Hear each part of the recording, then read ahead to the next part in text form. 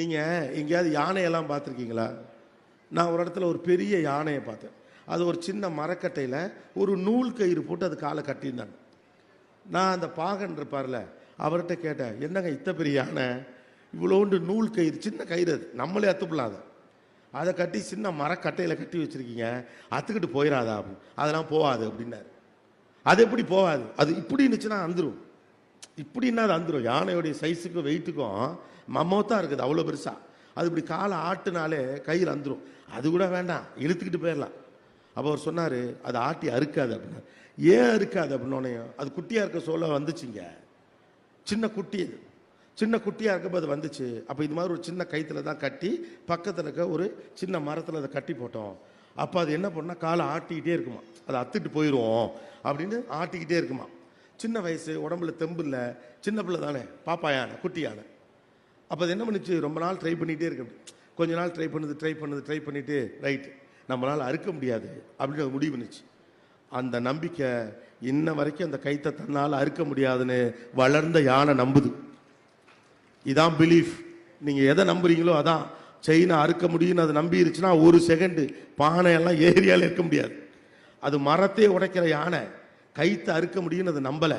கயிற்றை அறுக்க முடியாமல் இருப்பதன் பின்னணியில் இருப்பது பலம் அல்ல, நம்பிக்கை. நம்பிக்கை இருந்தா அந்த மரத்தை சேர்த்து அதை அடிச்சுட்டு போயிடும். அப்போ when you move that you will understand what kind of a chains that you have tied. நீங்கள் நகரும் போது தான் உங்கள் கால்களை சுற்றி என்ன கயிறு கட்டப்பட்டிருப்பது உங்களுக்கு தெரியும். நீங்கள் நகராமல் உங்கள் கம்ஃபர்ட் ஜோனுக்குள்ளே செய்கிறதையே நான் திரும்ப செஞ்சுக்கிட்டே இருப்பேன். நீங்கள் செய்வதையே திரும்ப செய்து கொண்டிருந்தால் வாழலாம், வளர முடியாது. செய்வதையே திரும்ப செய்து கொண்டிருந்தால் வாழலாம், வளரலாம் முடியாது.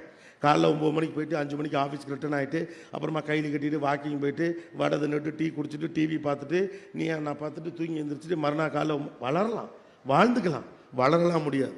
எப்போ உங்களுடைய வழக்கமான வட்டத்தை விட்டு உங்கள் கயிறை அத்துக்கிட்டு நீங்கள் வெளியே வர்றீங்களோ அன்னைக்கு தான் உங்கள் பலம் என்னன்னு உங்களுக்கு தெரியும். உண்மையிலேயே நீங்கள் என்ன கற்றுக்கணும்னு தெரியும். எதெல்லாம் நான் கைவிடணும்னு முதல்ல அப்போ தான் தெரியும்.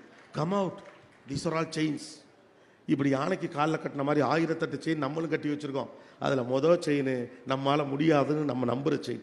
This is call limited belief. நம்மளால முடியாது. இந்த உலகத்தில் நம்மளால் முடியாதுன்னு சொன்ன எல்லாமே நடந்துதான் இருக்கு. இந்த உலகத்தில் நம்மளால் முடியாதுன்னு சொன்ன எல்லாமே நடந்திருக்கு.